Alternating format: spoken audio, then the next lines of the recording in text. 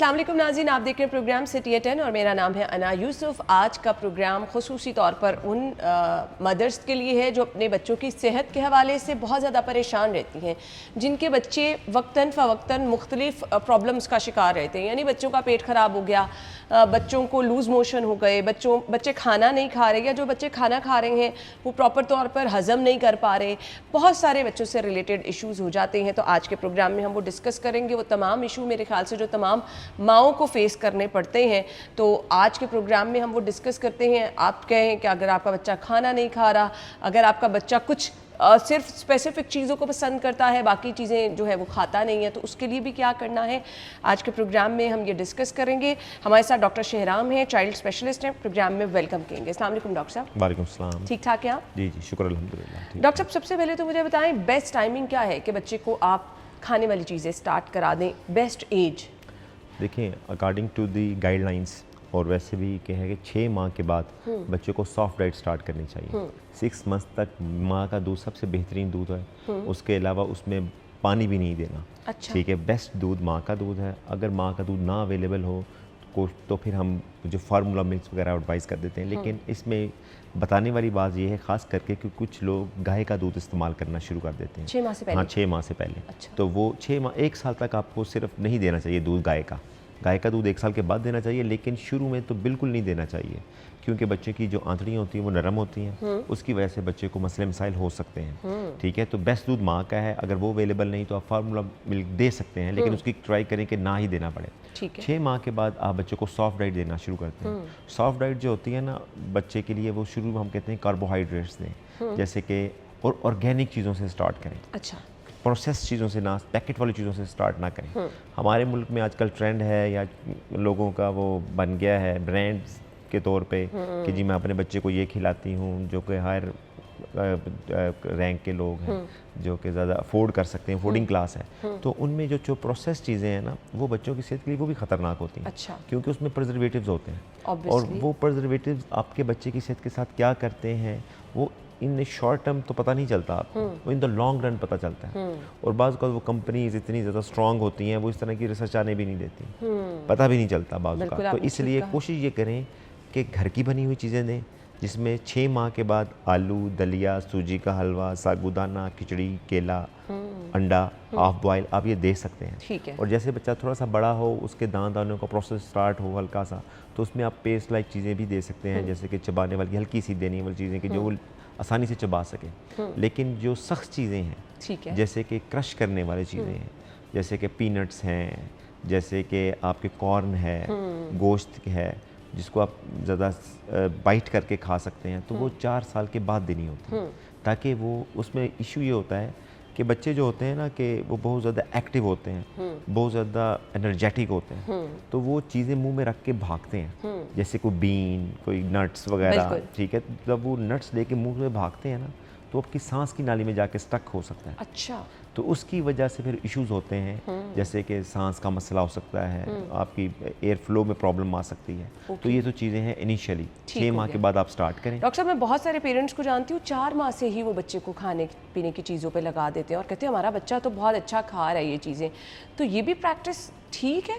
देखिए, 4 माह के बाद आप दे सकते हैं, लेकिन आइडियली ये है कि जितनी देर के बाद आप देंगे, आपके बच्चे के एलर्जेंस के introduce, this is called allergens, जो कि दूध के अलावा आप देते हैं ना, माँ के दूध के अलावा आप चीज़ें देते हैं, वो आप उसमें प्रोटीन्स होते हैं, उसमें कार्बोहाइड्रेट्स होते हैं, वो बाज़ औक़ात आपकी गट को सेंसिटिव कर देते हैं। अच्छा। जिसकी वजह से एलर्जी होने के चांसेस एज़ कम्पेयर टू जो 6 माह पे इंट्रोड्यूस किए होते हैं, तो वो 4 माह पे दें तो ज़्यादा चांसेस हो जाते हैं। आप 4 माह पे दे सकते हैं, लेकिन वो उन कंडीशंस में देते हैं जैसे कोई माँ का दूध नहीं पी रहा, सही, कोई डब्बे वाले दूध पे पी रहा है, तो हम ये कहते हैं कि चलें 4 माह पे उसका जो एक्सपोजर है फार्मूला मिल्क पे वो कम हो और ऑर्गेनिक चीज़ों पे आ जाए। ठीक है, ठीक है, उससे पेट भर जाएगा, दूध की मकदार भी कम हो जाएगी, और इससे डिमांड जो होती है पेरेंट्स की कि जी मेरा बच्चे को ये हम अफोर्ड नहीं कर सकते, ठीक है हम दूसरा दूध स्टार्ट कर दें, गाय वाला दूध स्टार्ट कर दें, इस लिहाज से भी फिर हम दे सकते हैं, लेकिन आइडियल जो है ना वो 6 माह के बाद ही है। ठीक है, तो कोशिश ये करें कि 6 माह के बाद दें,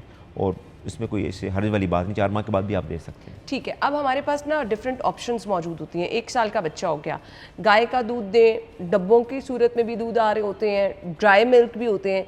अब वो लोग परेशान रहते हैं कि बाहर से जो गाय का दूध लाएंगे उसमें तो ऑलरेडी पानी मिक्स हुआ होता है, फिर वो सही नहीं होता। फिर हम लोगों के एक्सपीरियंस सुनते हैं, अच्छा ये वाला दूध अच्छा, ये वाला दूध अच्छा, ये वाला। तो हर बच्चे के लिए हर चीज़ नहीं होती है ना, तो इसको कैसे समझना है कि आपके बच्चे को क्या चीज़ सूट कर रही है? देखिए, हमारे मुल्क में ना न्यूट्रिशंस की, मैं काफ़ी दफ़ा कह रहा हूँ, न्यूट्रिशन की इग्नोरेंस बहुत ज़्यादा है। हमारे पास अच्छे जो होते हैं ना कैलिबर के लोग, जो पढ़े लिखे माँ बाप भी आते हैं ना, तो उनको न्यूट्रिशन का नहीं पता होता। बेसिकली न्यूट्रिशन के लिए बच्चे को जब अपने ग्रो करना है, ग्रोथ करानी है, तो उसमें ना बच्चे की जो होती है ना न्यूट्रिशन ज़्यादा इंपॉर्टेंट है। उसमें बच्चों को टेस्ट डेवलप कराना पड़ता है। 6 माह तक बच्चा जब दूध पी रहा होता है ना, तो जब 6 माह के बाद जब बच्चे को कुछ देना स्टार्ट करते हैं ना, तो वो थ्रू आउट करता है। ठीक है, कोई भी चीज़ नहीं वो बाहर निकाल देगा। ठीक है, उसका दिल नहीं करेगा। तो फिर माँ के लिए होता है कि चले कि अगर वर्किंग वूमेन है या घर में भी काम कर रही है, she is working all the way, ठीक है, जहाँ बाहर करे या घर में करे, तो वो कहते हैं चले कुछ नहीं, दूध तो पी रहा है ना। इस चक्कर में वो दूध पिलाना कंटिन्यू करती हैं। वो दूसरी चीज़ की थोड़ी सी एफर्ट करती है, अगर बच्चा ना ले तो छोड़ देती है। लेकिन आपने उस बच्चे का टेस्ट डेवलप कराना है। टेस्ट डेवलप कराने के लिए आपको एक चीज़ 20 से 25 मरतबा या शायद उससे भी ज़्यादा मरतबा देनी पड़ेगी, ताकि उस बच्चे का टेस्ट डेवलप हो और वो खाए। और आइडियली 1 साल के बाद, जैसे मैंने पहले कहा है कि ऑर्गेनिक चीज़ें जो कि गाय का दूध है आप दे सकते हैं, वो बेस्ट है। लेकिन हमारे बहुत ज़्यादा यहाँ पे लोगों को रिजर्वेशंस होती हैं कि गाय का दूध आया का ठीक भी है कि नहीं। दूध पानी डालने कोई मसला नहीं, लेकिन आया कि कोई इसमें कोई और चीज़ तो नहीं डली हुई जो कि बच्चों के लिए, इवन बड़ों की सेहत के लिए भी नुकसानदेह है। बिल्कुल ठीक है, अगर गाय का दूध मिलता है दैट्स नो प्रॉब्लम, आप दे सकते हैं बिल्कुल, अगर आपको सही मिलता है। और पानी नहीं डालना चाहिए गाय के दूध में। अच्छा, गाय के, क्योंकि गाय के दूध में आपके या माँ के दूध में या आप जो फार्मूला फीड भी कराते हैं, आप देखते होंगे कि फार्मूला फीड में भी पानी पहले डालते हैं 2 से, तो उसमें 1 स्कूप या 2 स्कूप ऑन्स के लिहाज से डालते हैं। इसी तरह गाय के दूध में, माँ के दूध में भी 70-80% पहले पानी ही होता है। बिल्कुल ठीक है, और अगर आप उसमें और पानी डाल देंगे तो जस्ट लाइक वाटर ही है, जिसको सफ़ेद रंग किया होगा। तो जो उसमें प्रोटीन्स होती हैं, उसमें जो कैलोरीज होती हैं बच्चे की ग्रोथ के लिए, वो कम हो जाती है, बच्चे की ग्रोथ नहीं होती। और आयरन की कमी हो जाती है, कैल्शियम की कमी हो जाती है। उसकी वजह से बच्चे के जो और मसले मसाइल शुरू हो जाते हैं। आयरन की कमी की वजह से बच्चे मिट्टी खाना शुरू कर देते हैं, पेट में कीड़े पड़ जाते हैं। This is circle, everything is connected with each other. ये नहीं कहेंगे कि जी आप कहेंगे जी एक चीज़ हम कर लें, दूसरी चीज़ ना करें तो उसका नुकसान नहीं होगा। बिल्कुल, एक चीज़ ना करने से वो सर्कल स्टार्ट हो जाता है, जिससे सारी चीज़ें इंटरकनेक्टेड हैं। अगर पानी, खून की कमी हो जाएगी, मिट्टी खाएगा, बीमारियाँ होनी शुरू हो जाएंगी, डायरिया होना शुरू हो जाएगा। बच्चे को आयरन की कमी की वजह से मेंटल ग्रोथ डेवलपमेंट मुतासर होती है, शॉर्ट स्टेचर हो जाता है। और उन बच्चों में जो कि न्यूट्रिशनली डिप्राइव्ड रहते हैं, जिनको प्रॉपर न्यूट्रिशन नहीं मिलती, उनमें शुगर, ब्लड प्रेशर, एक्जिमा, नहीं बच्चों में भी, बड़े होके भी। अच्छा, ये देखें, बच्चों में भी और बड़ों में भी। ठीक है, ये चीज़ें एज़ कम्पेयर टू उन बच्चों के निस्बत ज़्यादा होती हैं जो कि माँ का दूध नहीं पीते। अच्छा, हाँ जी। तो इसलिए कोशिश करें कि आप एक हेल्दी डाइट शुरू से स्टार्ट करें। और ये आई मस्ट से कि आप लोगों को ये मैनोलॉजी देना चाहिए माँ बाप को कि जो बच्चे की न्यूट्रिशन होती है ना, वो ये नहीं होता है कि पैदाइश के बाद स्टार्ट हो गई। बच्चे की न्यूट्रिशन स्टार्ट होती है from the day of conception. अच्छा, कि जब माँ के पेट के अंदर वो कंसीव करता है तब से वो स्टार्ट हो जाती है। क्योंकि वो माँ की न्यूट्रिशन अगर अच्छी होगी तो बच्चे की पेट के अंदर ग्रोथ अच्छी होगी, उसके आपके जो ऑर्गन्स हैं वो अच्छी तरह वेल डेवलप्ड होंगे, वेल नरिश्ड होंगे, बच्चे का वेट अच्छा होगा। और अगर बच्चे की माँ को कोई बीमारी है, कोई डायबिटीज़ है, कोई शुगर है या कोई इन्फेक्शन होती है, तो डेफिनेटली उसका असर बच्चे की ग्रोथ पे भी आता है और लेटर लाइफ में भी इसका आता है। इसलिए वो कहते हैं कि 1000 लाइफ के जो डेज होते हैं ना, फर्स्ट 1000 वो बहुत इंपॉर्टेंट होते हैं। उसमें बच्चे की growth from the day of conception till 1000 days of life, it's more important. उसमें आपने बच्चे को हर लिहाज से देखना होता है, सही, न्यूट्रिशन वाइज। ठीक है, तो ये ज़रूरी है कि अब वो जो बच्चों के दांत निकलने का मरहला होता है, कुछ बच्चे बिल्कुल ही खाना छोड़ देते हैं, बड़े कमज़ोर से उस टाइम पे हो जाते हैं। उसकी क्या रीज़न होती है कि साथ बच्चे के दांत भी निकल रहे हैं, वॉमिटिंग कर रहा है, खाना बिल्कुल नहीं खा रहा, उस पर पेरेंट्स बहुत परेशान हो जाते हैं। देखिए जो दांत निकलने का प्रोसेस है ना वो स्टार्ट हो जाता है आइडियली तो 6 मंथ पे हम कहते हैं, लेकिन 4 से 5 ये कोई रूल नहीं है। ऑनवर्ड हर बच्चे का हर different बच्चे time का डिफरेंट है, लेकिन 4 मंथ से पहले भी स्टार्ट हो सकते हैं, लेकिन आइडियली 4 मंथ से स्टार्ट होना शुरू हो जाता है प्रोसेस। उसकी वजह से ना गम्स आपके ना रेड हो जाते हैं, स्वोलन हो जाते हैं, जिसकी वजह से बच्चों में पेन होती है, बच्चे इरिटेबल हो जाते हैं, हाइपर सैलिवेशन जो रालें निकलती हैं वो होती हैं, बच्चा मुंह में दुपट्टा वगैरह डाल लेता है, हाथ मुंह में डालता है, तो उसकी वजह से बच्चा खाना पीना नहीं छोड़ता, बच्चे को दर्द होती है। तो बच्चे को जब दर्द होती है तो बच्चा रोता है, तो माँ ये समझती है कि जी मेरे बच्चे को भूख लगी है। उस चक्कर में भी माँ ज़बरदस्ती दूध पिलाने की कोशिश करती है कि ये चुप करें। ठीक है, अगर बच्चा रो रहा है ना तो आपने ये चीज़ नहीं देखनी हर दफ़ा कि जी बच्चे को सिर्फ भूख ही लगी है। आपने उस और चीज़ों की तरफ भी देखना है, और आपने जाके अपने कंसर्न डॉक्टर से जाके डिस्कस करना है क्या है कि क्या वजह है। अगर बच्चे की वेट गेन प्रॉपर हो रहा है, पानी की कमी नहीं है, बच्चा एक्टिव है, एक्टिवली प्ले कर रहा है, तो नथिंग टू वरी। ओके, ठीक है। और कुछ लोग ना ये आजकल मैं इसको कहता हूँ गूगलाइजेशन या फिर वो चीज़ें चैट जीपीटी से देखते हैं, तो देखें वो जो एक चैट जीपीटी या एआई या कोई गूगल जो है ना, वो चीज़ भी वो बंदा अंडरस्टैंड कर सकता है जो उसका सब्जेक्ट स्पेशलिस्ट है। बिल्कुल आपने ठीक कहा। ठीक है, कुछ चीज़ें जो हैं वो सब्जेक्ट स्पेशलिस्ट आपको गाइड कर सकता है, क्योंकि वो उसको पता है कि कौन सी चीज़ किस वक्त इंट्रोड्यूस करानी है, क्योंकि वो एक जनरल चीज़ देते हैं वो आपको, क्योंकि गूगल पे जब आती है ना रिसर्च में, वो बाज़ औक़ात आपको सबसे जो लास्ट में डायग्नोसिस होता है ना वो सबसे पहले बताता है, ताकि हमारी किसी किस्म की कमी ना रह जाए कि जी अगर कोई डॉक्टर ये बता दे कि जी ये भी हो सकता है तो उनको पहले ही पता हो कि जी हमने गूगल से पूछा हुआ है। लेकिन ये according to the situation, according to the current situation और बच्चे के डायग्नोसिस एग्जामिनेशन के बाद पता चलता है। ठीक है, तो उसमें ज़बरदस्ती ना करें, बच्चे को खुद खाने दें। ठीक है, और उनको मुख्तलिफ फीड्स वगैरह इंट्रोड्यूस करें, तो बच्चा अगर हेल्दी है तो परेशानी वाली कोई बात नहीं है। उसके लिए हम टीदर वगैरह दे सकते हैं, तो नथिंग टू वरी। और एक चीज़ वो भी ये बहुत ज़्यादा मफरूज़ा है, मिथ है माँ बाप का कि जी दांत निकलने के बाद ना बच्चों को डायरिया लग जाता है। ये भी गलत है, दांत निकलने की वजह से डायरिया बिल्कुल नहीं निकलता। चल रही होती हैं। हाँ जी, उसकी वजह है ना, जैसे मैंने आपको बताया ना कि जब दांत निकल रहे होते हैं तो बच्चा सूद आउट करने के लिए दुपट्टा मुंह में डाल लिया माँ का, अपना हाथ डाल लिया, और 6 महीने पे बच्चा बैठ रहा होता है और बच्चा कराल भी कर रहा होता है 6-7 महीने पे। जब हाथ गंदे ज़मीन पे लगे होंगे या कोई जूती मुंह में डाल लेगा या कोई चीज़ डाल लेगा तो उससे जरासीम बच्चे के मुंह में चले जाते हैं। वो जरासीम की वजह से डायरिया हो सकता है, दांत निकलने की वजह से डायरिया नहीं हो सकता, और बुखार भी नहीं होता। बुखार कहते हैं कि जी, और बुखार हम तब कहते हैं जब 100.4 फ़ारेनहाइट से ज़्यादा हो। ठीक है, तो बुखार आप बच्चे का दांत निकलने के प्रोसेस की वजह से सर थोड़ा सा गर्म, टेम्परेचर थोड़ा सा गर्म हो सकता है, लेकिन बुखार नहीं हो सकता। ठीक है, अगर आपको लगे कि बच्चा गर्म है तो थर्मामीटर से चेक करें, बगल में रख के 2 मिनट के लिए, जितना है ब्लड टेम्परेचर उसमें 1+ करें। अगर वो 100.4 से ज़्यादा है तो फीवर है, वरना फीवर नहीं है। ठीक है, ये कॉमन चीज़ें हैं जो कि माँ बाप गलती करते हैं और उसमें फिर खुद ब खुद दवाइयाँ भी देनी स्टार्ट कर देते हैं, तो ये चीज़ों से अवॉइड करना चाहिए माँ बाप को। चलिए जी ब्रेक ले लें, ब्रेक के बाद आते हैं तो गुफ्तगू का सिलसिला आगे बढ़ाएंगे, हमारे साथ रहिए।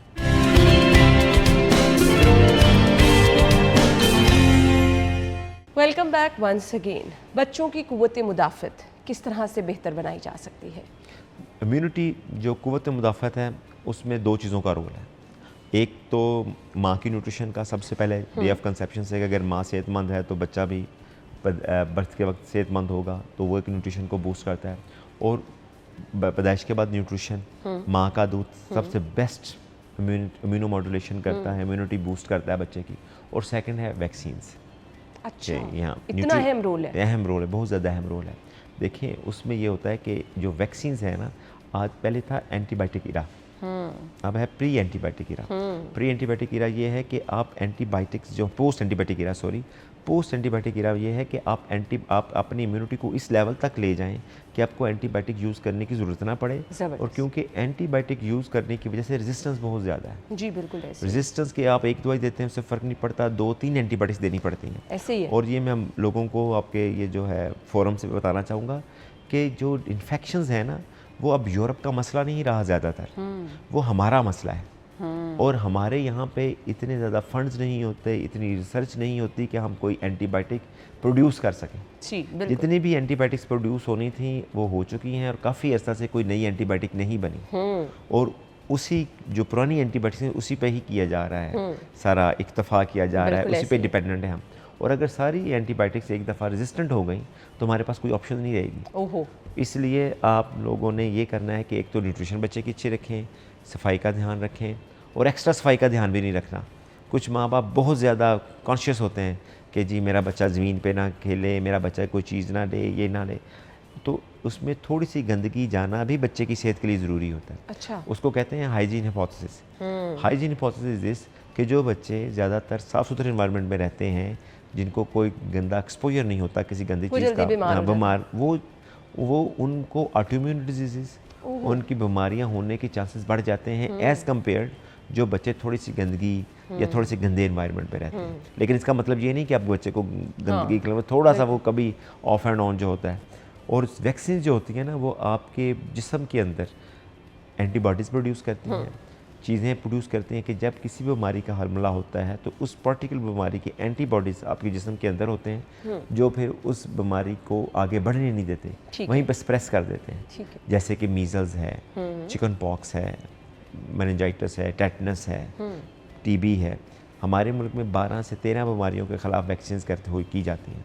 और मसला ये है कि इतनी ज़्यादा लोगों में है, क्या कहते हैं कि जी गलत बयानियाँ हैं लोगों की एक दूसरे के साथ। ये इसमें सोशल मीडिया का भी रोल है कि इस तरह की कहानियाँ, वो रील्स चलती हैं कि जी वैक्सीन लगी है तो बच्चे को ये मसला हो गया, वैक्सीन लगी है तो ये हो गया है।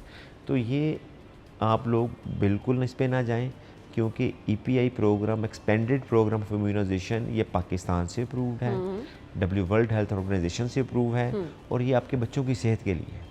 ठीक है। तो कुछ आप कोशिश करें कि जो गवर्नमेंट कम से कम वैक्सीन लगाती हैं वो ज़रूर लगवाएं अपने बच्चों को 18 माह तक। ठीक है, क्योंकि जितनी आप अच्छी वैक्सीन का कवर होगा आपका बच्चा उतनी बीमारियों से बचा रहेगा। और उसके अलावा भी कई प्राइवेट वैक्सीन होती हैं, वो भी लगवाएं, लेकिन गवर्नमेंट की तो ज़रूर लगवाएं ना, जो फ्री ऑफ कास्ट आपको गवर्नमेंट प्रोवाइड कर रही है। बिल्कुल। तो ये चीज़ें हैं कि जो आपकी इम्यूनिटी को बूस्ट करती हैं। टाइमिंग भी डॉक्टर साहब बहुत मैटर करती है कि जब टाइम हम अक्सर लेट कर देते हैं, 3 महीने लेट हो गए, 2 महीने लेट हो गए, अच्छा भी बच्चा बीमार है, अच्छा भी इसका गला ख़राब है, अच्छा भी हमने नहीं करानी। देखें, वैक्सीन का एक प्रोटोकॉल है जिसमें EPI प्रोग्राम के बर्थ पे लगती है, फिर 1.5 माह पे, 2.5 माह पे, 3.5 माह पे, 9 माह पे, फिर 18 माह पे। ये आप इस ड्यूरेशन पे लगाएं तो बेहतरीन है। ठीक है। क्योंकि ना जब एक आपको एक टाइम ड्यूरेशन दे देते हैं ना, तो आपको क्लिक करती रहती हैं चीज़ें जी। ठीक है ना, तो उस टाइम पे आपको लगवा लें तो बेहतर होता है। लेकिन अगर लेट हो जाए तो कोई इशू नहीं है। ठीक है। तो आप लगवा सकते हैं। लेकिन उसमें बाज़ औक़ात लोगों का ये ख्याल होता है कि मैं लेट हो गई हूँ या मैं जाऊँगी तो लोग मुझे डांटेंगे, हॉस्पिटल वाला बंदा वैक्सीनेटर मुझे नहीं लगाएगा। ये बिल्कुल गलत बात है। आप जाएं, अगर आप लेट भी हो गई हैं 2 माह, 3 माह, 4 माह, 5 माह, कोई इशू नहीं। ठीक है। आप लगवाएं ज़रूर। ठीक है। आपको कोई बंदा किसी भी हॉस्पिटल में ना डांट सकता है, ना ये कह सकता है कि आप लेट क्यों आए हैं। ठीक हो गया। सिर्फ सोशल वैसे क्या एक जेस्चर के तौर पे आपको कह सकते हैं कि जी आप जल्दी आते तो बेहतर था, लेकिन वो भी सेंसिटाइज करने के, क्योंकि सेंसिटाइज करेंगे तो ये अगले लोगों को भी सेंसिटाइज करेंगे, वरना लोग एक दूसरे को कहते हैं कोई मसला नहीं जी आप जब मर्जी जाके लगवा लें। उससे ये होता है कि लोग भूल जाते हैं, मिस कर जाते हैं। बेसिकली मसला ये होता है लिखने का कि जी आप उस टाइमिंग पे आएँ और बच्चे को लगवा सकें। और दूसरी चीज़ इंपॉर्टेंट है कि एक वैक्सीन से दूसरी वैक्सीन के दरमियान जो कम से कम डिस्टेंस है ना, जो होना चाहिए वक्फा, वो 1 महीने का होना चाहिए। ठीक हो गया। 1 महीने से कम बिल्कुल नहीं होना चाहिए। ठीक है। अगर 1 महीने से कम होगा तो फिर जो नई वैक्सीन लगी है उसकी भी इफादियत कम हो जाएगी, पिछली भी कम हो जाएगी। ठीक हो गया। डॉक्टर साहब, कुछ बच्चों के माइलस्टोन होते हैं कि बच्चा चलना कब शुरू कर रहा है, क्रॉलिंग कब शुरू कर रहा है, बोलना कब शुरू कर रहा है। यहाँ पे ना हम रिलेट करना शुरू कर देते हैं, ओहो तुम्हारा बच्चा तो चला नहीं, फलां का बच्चा चल गया। तो ये भी बच्चों के न्यूट्रिशन पे डिपेंड कर रहा होता है, उनकी गुड हेल्थ साइन होते हैं कि बच्चा टाइमली उन माइलस्टोन पे आ रहा है। देखें, ये जो होता है ना, 2 तरह की डेवलपमेंट होती है। एक होती है फिजिकल डेवलपमेंट, एक होती है मेंटल डेवलपमेंट। जो कि फ़िज़िकल डेवलपमेंट होती है उसको हम नापते हैं कि जी बच्चे का कद कितना है, बच्चे का वेट कितना है, बच्चे का 1 ईयर पे, 1.5 ईयर, 2 ईयर्स पे हम सर का साइज़ भी नापते हैं बच्चे की डेवलपमेंट के लिहाज से। ये तो हो गई फिज़िकल डेवलपमेंट। एक है मेंटल डेवलपमेंट। मेंटल डेवलपमेंट के ना 4 से 5 पैरामीटर्स होते हैं, जिसमें होता है gross motor, fine motor, socialization, speech and hearing. और इसके अलावा ये जो होती है ना, ये जो आप बातें कर रही हैं, ये है ग्रास मोटर। ठीक है। ग्रास मोटर से मुराद है कि मोटे मोटे काम का बच्चे ने करना शुरू किए, जैसे कि 3 माह पे गर्दन खड़ी करना, ठीक है। 5 से 6 माह पे बैठना, 7 से 8 माह पे क्रॉल करना और 1 साल पे चलना। ठीक है। और लोग ये कहते हैं कि जी अगर जिस दिन बर्थडे है ना उस दिन मेरा बच्चा चले, ठीक है ना। तो मैं लोगों को ये समझाता हूँ कि ये जो बच्चे हैं ना, ये कंप्यूटर नहीं है कि आपने एंटर किया और प्रोग्राम एंटर हो गया, ठीक है। इसकी एक ड्यूरेशन होती है। अगर उस ड्यूरेशन के दौरान अगर बच्चा आपके ये माइलस्टोन अचीव कर लेता है तो वो नॉर्मल है। जैसे कि अगर आपका बच्चा 3 माह पे गर्दन नहीं खड़ा करता और वो 5 माह तक भी खड़ा कर देता तो नॉर्मल है। अगर 6 से 7 माह पर बच्चा बैठ जाता है तो नॉर्मल है, विदाउट सपोर्ट बैठ जाता है नॉर्मल है। इसी तरह आपका बच्चा 1 से 1.5 साल तक भी चल लेता है तो नॉर्मल है। इस पर परेशान नहीं होना, पैनिक नहीं होना। कंपैरिजन में जब आप जाते हैं तो पैनिक हो जाते हैं और उसमें ख़ास करके जो कि पढ़ी लिखी माएँ भी हैं, जो कि वेल एजुकेटेड भी हैं, उनकी जो होती हैं ना, जो कि घर में घरेलू मुलाजमाएँ जो होती हैं, वो इस तरह की स्टोरियाँ आपको सुनाती हैं कि शायद डॉक्टर भी आपको उस तरह कन्विंस ना कर सके। बिल्कुल ऐसे। ठीक है ना। वो कहते हैं कि जी फलां का बच्चा मैं जाती हूँ, वो तो इतना मोटा है, वो तो माशाल्लाह इतना ज़बरदस्त है, आपका बच्चा कमज़ोर है, ये तो खाता ही नहीं है कुछ, वो तो। और फिर वो पैनिक में आके तो वो फिर बच्चों को ज़बरदस्ती चीज़ें देना शुरू कर देती है। तो मैं ये कहता हूँ कि आपके बच्चे का एक ख़ास उम्र में एक ख़ास लेवल पे मेंटल हेल्थ होती है और फिज़िकल हेल्थ होती है। अगर उस बच्चा उस पर फॉल कर रहा है तो नॉर्मल है। लेकिन अगर आप उससे बढ़ भी जाएंगे, जैसे कि कई बच्चे को कहते हैं कि जी हमारे मुल्क में ये कंसेप्ट है कि बच्चा मोटा हो तो वो उसको हेल्दी समझते हैं, ये गलत है। अगर बच्चा आपका मोटा है तो वो उसकी सेहत के लिए अच्छा नहीं है, या बहुत ज़्यादा पतला है वो भी अच्छा नहीं है। बस एक ख़ास उम्र पे ख़ास वेट हो तो वो नॉर्मल है, तो उसी को ही फॉलो करना चाहिए। और क्योंकि आप न्यूट्रिशन के बारे में बार बार बात कर रही हैं तो मैं ये आपके प्रोग्राम में ये ज़रूर कहूँगा कि माओ को कहें कि प्रोसेस चीज़ें यूज़ ना करें। और नूडल्स, ख़ास करके नूडल्स, पास्ता, ये जो नई नई चीज़ें आ गई हैं, बर्गर्स, शवारमास, ये आप ख़त्म नहीं कर सकते अपनी डाइट से, लेकिन हत्तल इम्कान कोशिश करें कि अपने बच्चों को ये कम से कम दें। ये आप समझ लें कि आपके बच्चे के लिए जैसे कि जहर है एक तरह से, कि बड़े हो के लड़कियों के लिए आपने देखा होगा इनफर्टिलिटी के प्रॉब्लम्स आते हैं, ओबेसिटी के प्रॉब्लम्स आते हैं, ठीक है। तो और बड़े प्रॉब्लम्स आते हैं कि हड्डियां कमज़ोर हो जाती हैं। हम अपने बच्चों को यहाँ से तैयार कर रहे होते हैं कि बड़े होकर उन तक ये प्रॉब्लम्स पहुँच जाती हैं, वो इन चीज़ों का शिकार हो जाते हैं, बचपन से ही वो रेडी हो रहे होते हैं। डेफिनेटली। देखें, मैं मिसाल देता हूँ, मैं ज़्यादा मिसालें देना शुरू हो गया हूँ कि जब पेपर देने जाते हैं तो ये तो नहीं होता कि नहीं जी आज मैं बैठा हूँ कि कल पेपर दें, जी आपका मैट्रिक का पेपर है, आपने तैयारी नहीं की, नहीं पेपर। उसके पीछे आपके 10 साल उसके बाद तैयारी होती है ना, आपकी 10 साल की तैयारी होती है। ये तो नहीं होता कि बंदा एक ही दिन में आके मैट्रिक का पेपर दे दे। इसी तरह जो आपके जो इवेंट्स आ रहे होते हैं, जो आपकी हेल्थ की चीज़ें आ रही होती हैं, अब वो आपकी शुरू से चल रही होती हैं। जैसे कि आपने देखा होगा कि हमारी अक्सर जो फीमेल्स हैं या मेल्स भी हैं, ठीक है, वो 40 में 50s में जाके ओल्ड झुर्रियाँ पड़ जाती हैं, क्या कहते हैं, बाल सफ़ेद हो जाते हैं, गिर जाते हैं, और क्या कहते हैं इसके अलावा कमज़ोर, हंस्ड बैक हो जाते हैं। लेकिन आप यूरोप में देखें, जो लोग एक्सरसाइज करते हैं, जो आप क्या कहते हैं अच्छी डाइट लेते हैं, अपना लाइफस्टाइल मेंटेन करते हैं, ठीक है, वो आपको 60 से भी यंग नज़र आ रहे हो। बिल्कुल आपने ठीक कहा, ठीक है ना। तो ये चीज़ें जो होती हैं ना, right start from the birth, मैंने जो कहा वो स्टार्ट होते हैं। ये नहीं होता, देखें जो हाइट होती है, आप देखें अमेरिकन की हाइट देख लें, रशियंस की हाइट देख लें, किसी भी जो कि इकोनॉमिकली जो सिक्योर मुल्क हैं उसकी हाइट देख लें। हमारे मुल्क में जो हम क्रिकेट टीम थी हमारी, जो हम देखते, जो हम शुरू में देखते थे, उनके कद देखें, वसीम अकरम का कद देखें, ठीक है, वकार यूनुस देखें। मैं वैसे आपको बता रहा हूँ कि उनको प्रमोट नहीं कर रहा, कि उनके देखें कद कितने ज़बरदस्त है। अब देखें बिल्कुल ऐसे, ठीक है, कि कद कितने हैं, ठीक है। तो ये आपकी ओवर द टाइम चेंज नहीं आती, ये फॉर द लॉन्ग ड्यूरेशन के बाद जाके आपको चेंजेस पता चलती हैं कि आपने अपनी कम्युनिटी पे क्या उस पर इन्वेस्ट किया है और फिर वो क्या आपको मिल रहा है। बिल्कुल आपने ठीक कहा। ब्रेक की तरफ जा रहे हैं, ब्रेक के बाद वापस आएंगे। स्टे विद अस।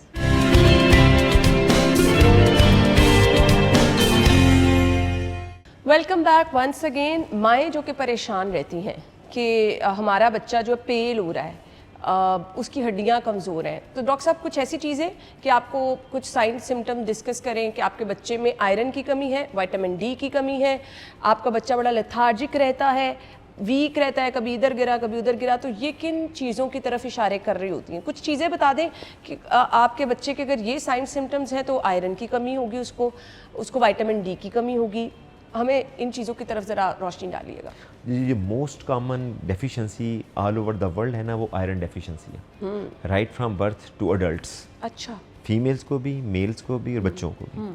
उसमें जो होती है ना वो जो है कि आप आयरन डेफिशिएंट चीज़ें खा रहे होते हैं, जैसे कि आप चाय का इस्तेमाल बड़ों में बहुत ज़्यादा होता है, बच्चों में हम बच्चों को दूध ज़्यादा पिला रहे होते हैं। दूध में जो होता है ना आयरन, वो एक ख़ास अमाउंट तक होता है, वो आपकी एक ख़ास एज तक न्यूट्रिशन को पूरा करता है, लेकिन उसके बाद वो आयरन की जो मकदार होती है वो इतनी ज़्यादा नहीं होती है इनफ कि आपके जो स्टोर्स हैं उसको वो मेकअप कर सके और उसकी कमी को पूरा कर सके, क्योंकि रिक्वायरमेंट बढ़ती जाती है। उसके लिए जो बच्चों को जो मेन चीज़ होती है उसमें आप ये देखें कि आप उसको गोश्त देना है, उसको सब्जियां देनी है सब्ज़ रंग वाली, जैसे कि आजकल करेला है, पालक है, भिंडी तोरी है, और भी कई हैं जो कि आप खिलाएं, वो दें। वो आस्ता आस्ता वो चीज़ की डाइट में इंट्रोड्यूस करें, गोश्त दें, ये चीज़ें दें, क्योंकि अक्सर लोगों का ख्याल होता है कि जो कि हीमोग्लोबिन बनती है वो सिर्फ आयरन से बनती है। No doubt is the main component, लेकिन उसमें प्रोटीन्स भी होती हैं, ग्लोबिन्स जो होते हैं, जो कि हीम एंड ग्लोबिन, हीमोग्लोबिन्स को कहते हैं। तो उसके लिए प्रोटीन्स का भी उतना ही ज़रूरी रोल है जितना कि आयरन का। उसके अलावा फोलिक एसिड है, B12 है, वो भी आपकी आयरन की, हीमोग्लोबिन की प्रोडक्शन के लिए ज़रूरी होते हैं, इसलिए बैलेंस डाइट लेना ज़रूरी है। उसमें जो most common science and symptoms आते हैं बच्चों में, वो होते हैं कि बच्चों का रंग पीला पीला नज़र आता है। अच्छा। ठीक है, जो एक लालगी, जो एक पिंकिश टच नज़र आना चाहिए बच्चों में, वो नहीं आता। ठीक है, आपको बच्चे की जो लेथार्जी होती है, बच्चा सुस्त होता है, मैंने जैसे आपको बताया ना कि आयरन की डेफिशिएंसी की वजह से आपकी डेवलपमेंट जो होती है, न्यूरोनल डेवलपमेंट, वो भी डिस्टर्ब होती है, बच्चा सुस्त रहता है, उस बच्चा मिट्टी खाना शुरू कर देता है, और उसकी वजह से अगर आयरन की डेफिशिएंसी हो तो अगर बुखार ज़्यादा हो, ताकत की कमी की वजह से बच्चों को झटके लगना भी शुरू हो जाते हैं। अच्छा। ब्रेथ होल्डिंग स्पेल होते हैं, बच्चे एक सांस में, कहते हैं ना माएँ एक सांस में चली गई हैं, ये चीज़ें हो सकती हैं। ठीक है, तो ये चीज़ें हो सकती हैं। तो उसके लिए फिर बाज़ का उसमें इतना ज़्यादा होता है कि बच्चे की सांस की रफ्तार तेज़ हो सकती है, दिल की धड़कन तेज़ हो सकती है, क्योंकि एक चीज़ जिसको मैं मिसाल देता हूँ लोगों को कि फ़र्ज़ करें आपने अपना घर शिफ्ट करना है, अगर तो एक ट्रक होगा तो शायद इसको 4 से 5 चक्कर लगाने पड़े, अगर 5 ट्रक होंगे तो एक ही चक्कर में सब कुछ ले जाएंगे।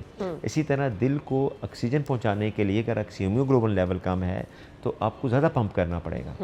तो इसलिए आपने अपनी जो है खुराक बेहतर करनी है ताकि आपका आयरन के स्टोर्स के साथ हीमोग्लोबिन भी ज़्यादा बने और आपके बच्चे की खून की कमी ना हो। और विटामिन डी की डेफिशिएंसी जो है उसको हम कहते हैं रिकेट्स, उसकी वजह से आपके बच्चों का कद छोटा रह सकता है, आपका बच्चे का सर बड़ा हो सकता है, आपके बच्चों की हड्डियाँ टेढ़ी हो सकती हैं। ठीक है, हड्डियाँ बड़ी हो सकती हैं। अच्छा। ठीक है, और उसकी वजह से स्पैज़म हो जाता है, बच्चों को झटके लग सकते हैं आयरन की इनिशियल अर्ली उम्र में। बड़े होके बच्चे के जो है हड्डियाँ टेढ़ी होने की वजह से कद छोटा रह सकता है। तो उसमें भी है कि अगर माओ को इस तरह लगे कि जी मेरे बच्चे की हड्डियाँ नहीं बढ़ रही या छोटा है, सर बड़ा है, तो अपने करीबी डॉक्टर को जाके एक दफ़ा ज़रूर चेक करवाएं। अक्सर ये होता है कि वो आपस में ही इंटरकनेक्टेड मदर्स ही बातें कर रही होती हैं। ठीक है, तो वो एक दूसरे की मेडिसिन या सुनी सुनाई बातों पे चल रही होती है, जिसकी वजह से बच्चे की डेफिशिएंसी रह जाती है। एक ना आई डोंट नो मिथ है, मैंने बहुत लोगों को सुना है कि हर बच्चे को ना विटामिन डी के ड्रॉप शुरू से देना शुरू कर दो, ज़रूरी है? Definitely they. उसमें ये होता है कि बच्चों की जो होती है ना कि मदर मिल्क पे जो है, क्योंकि फीमेल्स जो होती हैं ना मोस्ट ऑफ द टाइम्स कि जब हमारे मुल्क में जो होता है ना कि शादी से पहले लड़कियां ख़ास करके डाइटिंग करना शुरू कर देती हैं। जब डाइटिंग करना शुरू कर देती हैं उसमें स्टोर्स पहले कम हो जाते हैं, उसके बाद फिर most of the time 2-3 months में वो कंसीव कर लेती हैं।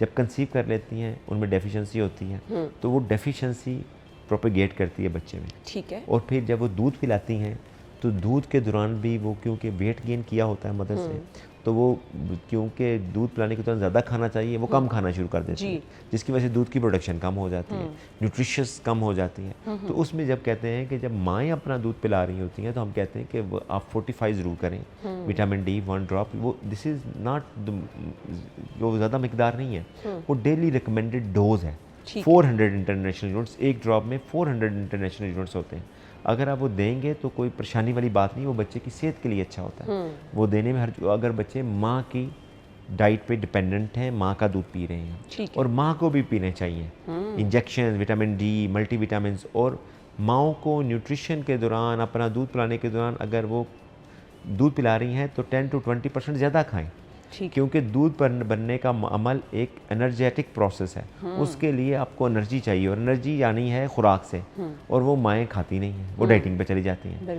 तो इसलिए माओं को भी चाहिए कि अपनी खुराक बेहतर करें, और बच्चों को भी विटामिन देने में कोई हर्ज नहीं। हाँ, जो फोर्टिफाइड जो कि फार्मूला मिल्क्स होते हैं उसमें पहले से उन्होंने चीज़ें ऐड की होती हैं, उसमें अगर आप ना भी दें तो कोई परेशानी वाली बात नहीं है। ठीक हो गया। मुझे ये बता दीजिएगा, बच्चों में शुगर का मर्ज बढ़ रहा है, वजूहात क्या है?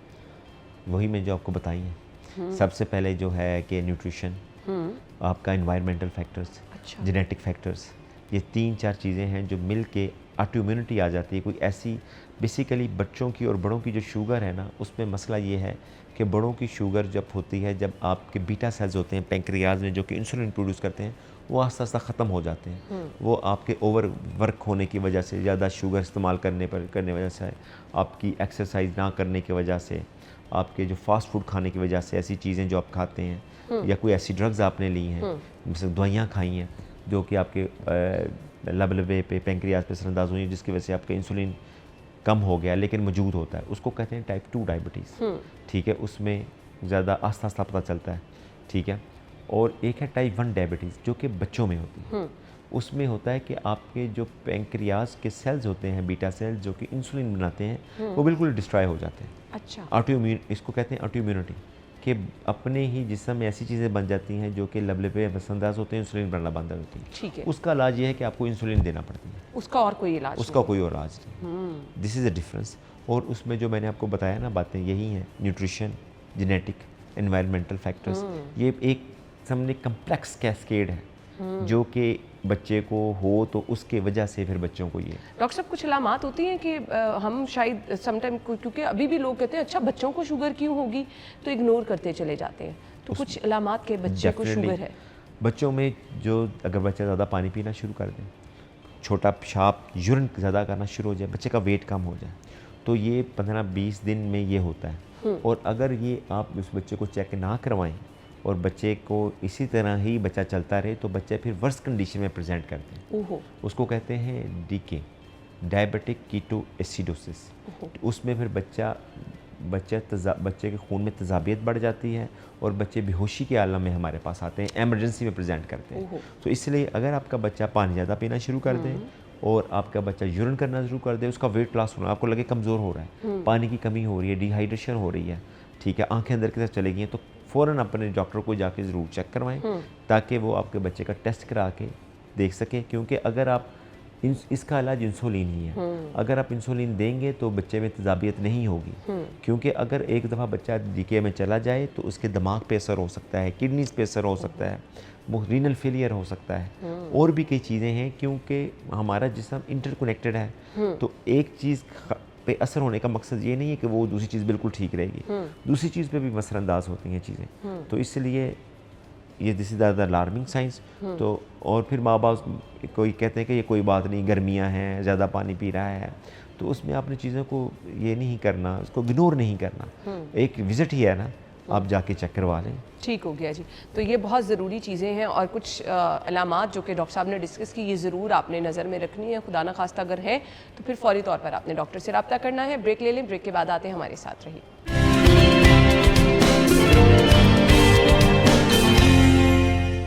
Welcome back once again. और हमारे मुल्क में अभी जो शहर लाहौर की बात करें, बाकी शहरों की बात करें, गर्मी की शिद्दत डॉक्टर साहब बहुत ज़्यादा है, तो बच्चों में डिहाइड्रेशन जो है वो बड़ी कॉमन हो जाती है। क्या करना है इसके लिए कि आपका बच्चे जो है ना वो डिहाइड्रेशन में, तो देखती हूँ बच्चे ड्रिप्स लगवा रहे होते हैं, ऑप्शन कोई नहीं रह जाती, इस कदर जो है वो सूरत हाल ख़राब हो जाती है। देखिए, ज़्यादातर जो डिहाइड्रेशन होती है ना, या जो डायरिया होता है, वो होता है कि जब गंदा पानी ज़्यादा पिए। पाकिस्तान में कंटेमिनेशन बहुत ज़्यादा है, जिसकी वजह से बच्चों को डायरिया लग जाता है। और डायरिया का जो इलाज है ना, लोगों को ये समझाने की ज़रूरत है, उसमें है रिहाइड्रेशन, कि बच्चे को पानी की कमी ना हो। बच्चे को जो पानी की कमी है ना, वो पूरा करने के लिए ORS देना शुरू करें। ठीक है, ये आप लोगों को पता होना चाहिए कि ये दवाइयाँ जो हैं ये स्पोर्टिव ट्रीटमेंट है।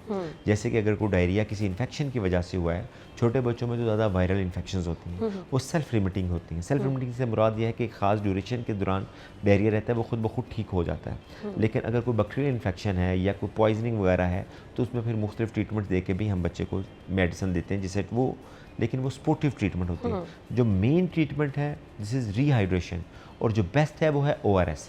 और कुछ लोग मेरे पास आते हैं, डॉक्टर साहब ये तो ORS पीता नहीं है, ये तो बाहर निकाल देता है, आप पानी ना पिला दें। देखिए आप पानी पिला सकते हैं। बेसिकली जो ORS है उसमें कुछ ख़ास किस्म के नमकियात होते हैं जो कि बच्चों की सेहत के लिए ज़रूरी होती हैं, क्योंकि डायरिया वॉमिटिंग में जब बच्चे को डायरिया लगा होता है तो नमकियात लूज़ हो रहे होते हैं। तो अगर नमकियात लूज़ हो जाते हैं तो उसकी वजह से आंतड़ियों की मूवमेंट डिस्टर्ब हो जाती है, मसल्स की मूवमेंट डिस्टर्ब हो जाती है। तो उसको रीहाइड्रेट करने के लिए ORS is the best option.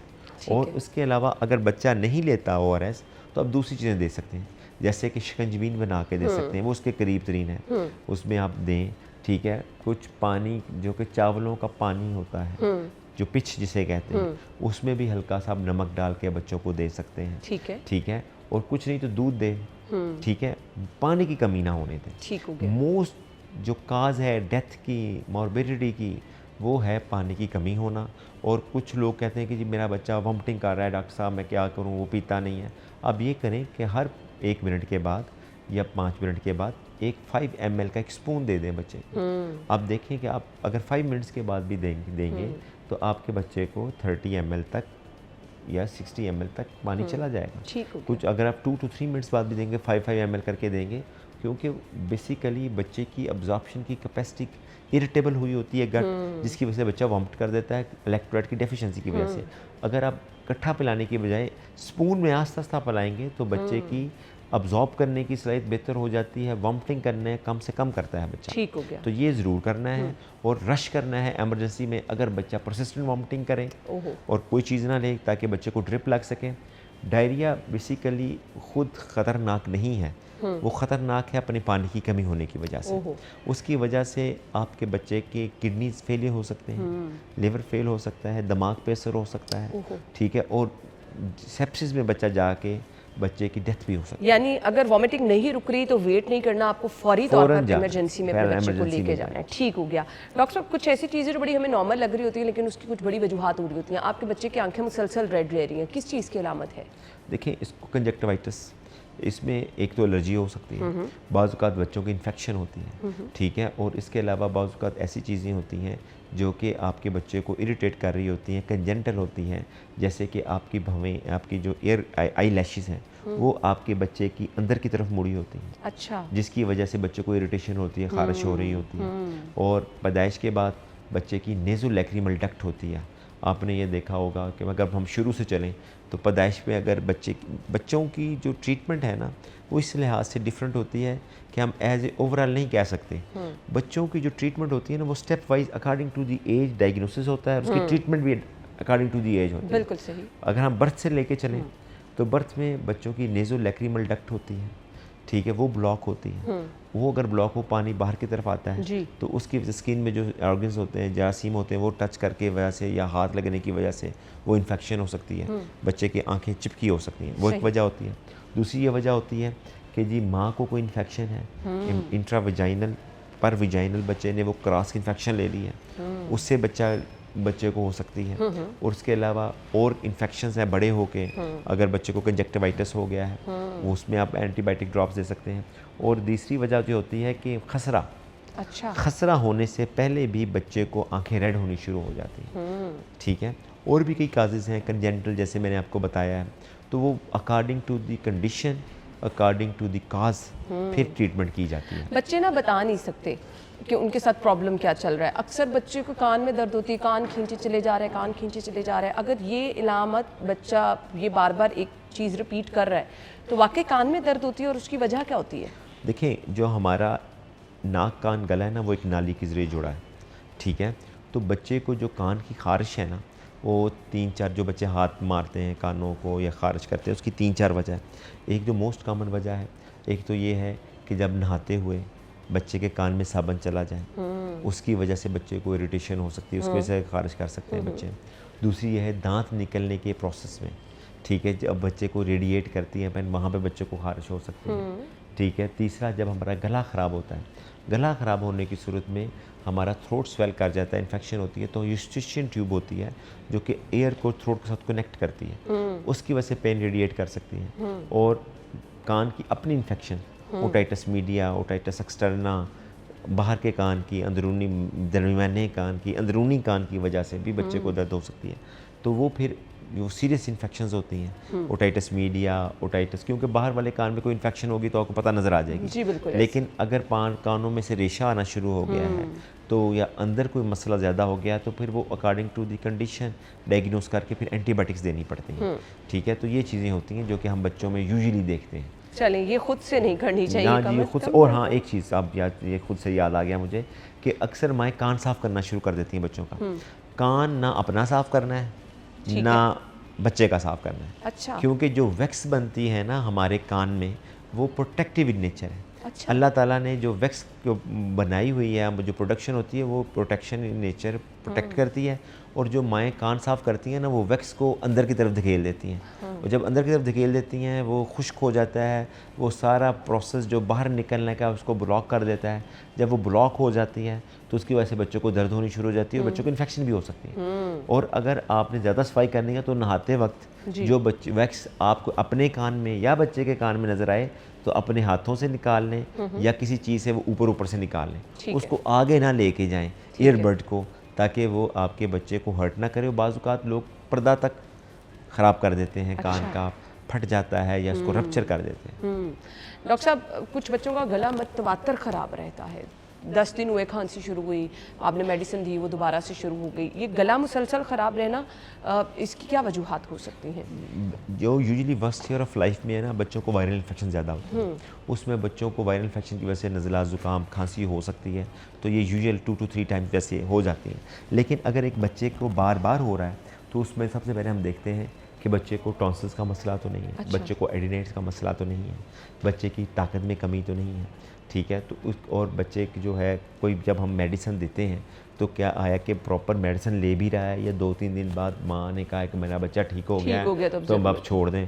अब उसके बाद में उससे ये होता है कि रेजिस्टेंस बढ़ जाती है, ताकत में कमी आ जाती है। ये मोस्ट कॉमन कंप्लेंट्स हैं या चीज़ें हैं जिसकी वजह से बच्चों का हो जाता है। और दूसरी चीज़ गंदी चीज़ें खाने की वजह से। अच्छा। बाहर के आजकल बच्चे जो हैं आइसक्रीम्स, ये जो स्लश और मुख्तलिफ़ चीज़ें, टॉफ़ियाँ, चॉकलेट्स, ये बहुत ज़्यादा होती हैं जो कि आपकी इरिटेंट्स के तौर पे काम करती हैं, एक सोर्स ऑफ इन्फेक्शन के तौर पे काम करती हैं। ये चीज़ें बहुत ज़्यादा ले रहा हो।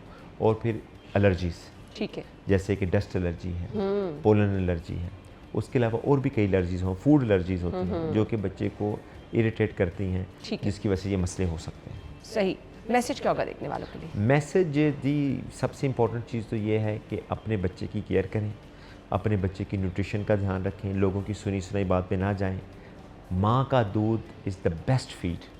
अगर माएँ 6 माह तक अपना दूध पिला दें बच्चे को तो वो कई बीमारियों से, कई मुश्किलात से बच जाता है।